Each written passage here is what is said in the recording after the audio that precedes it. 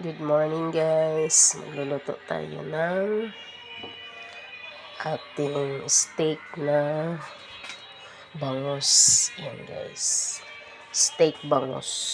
Yan, yan, nakasalang na yung ating kawali guys. Yan, open natin. Yan, i-open natin siya sa cook. And then 2/4 temperature para mabilis maluto. Ayan guys, magigisa na tayo ng mga sibuyas, bawang. Ayan, bago ang lahat guys, ito nga pala ingredient ng ating bangus steak. Ayan, ito yung bawang. Ayan guys, sibuyas. Ayan, sibuyas na pula. Ito yung sibuyas na puti. Ayan guys. At ito yung calamansi juice para mamaya.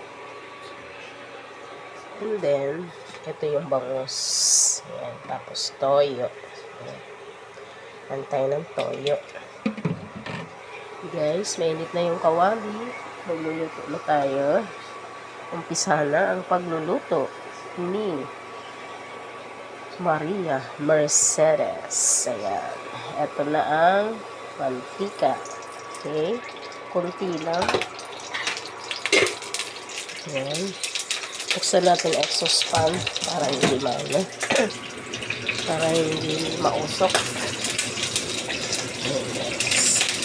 Buksan na tayo ng sibuyas. Ayan guys. Nakita na yung sibuyas. Ayan. Sarap. Mabango yung sibuyas guys. Sunod natin yung bawang pala yun. Ito yung sibuyas na pula. Ayan. Sibuyas na pula. Ayan. Ang bango guys habang ginigisa siya. Ayan. Mas masarap yung nasasangkot siyang may yung bawang sibuyas para sa ating mabangong bangus steak. Ayan. Bonggang-bongga. Bango. Sarap ng amoy. And then, ilalagay na natin yung ating bangus. Ayan. Bangus. Yes. Actually, prinito ko na tong bangus para ano na siya, luto na. Ayan. Lagay na natin siya dyan. And then, ilalagay na natin yung ating toyo para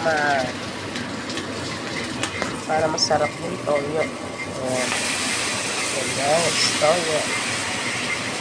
Mabango na siya guys. Ayan, toyo. Ayan, ang toyo. Ayan. And then, ilalagay na rin natin ang calamansi juice. Ayan. Calamansi juice. Huwag na natin ilagay yung boto kasi baka pumait. Ayan. Calamansi juice. And then, sibuyas na puti. Ayan. See? And then, add water. Tayo. Ano lang? 1 cup lang na water. Ayan. Sarap siya guys. Add water. 1 cup. Ayan. Ayan.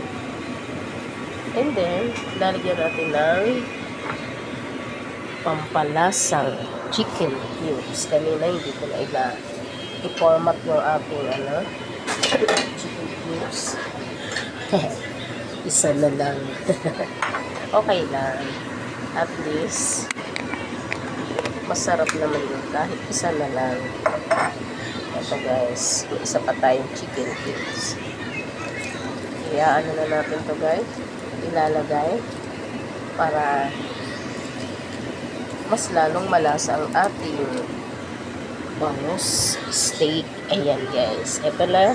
Kinamay ko na, malinis naman yung kamay ko guys. Pampalasa ko no. Ayan. Basta may cubes, malasa ang niluluto. Ayan. Ang yummy, diba? Kunting halo-halo, ayan, para lumasa yung ating cubes. See? Sarap yan. Mamaya guys, luto na yan. Ayan. Hindi na ako naglagay ng salt kasi may toyo na siya. Ayaw ng anak ko ng maalat. And then, sugar. Dapat lalagyan ng sugar. Hanggang wala ng sugar, okay lang. Sakto lang naman ng lasa niyan. Matamis-tamis na yan. May lalagay pa pala guys, pampalasa. Ating pampalasa.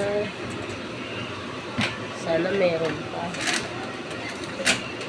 Yung ating oyster sauce. Sana may natitira pang oyster sauce para lalong malasa ang ating niluluto. Kaso ubos na, wala ng oyster sauce, okay lang. Paminta pala guys, lalagyan din natin ng paminta. Ayan, ubos na yung oyster sauce, paminta na lang. Ayan guys, lalagyan natin ng paminta.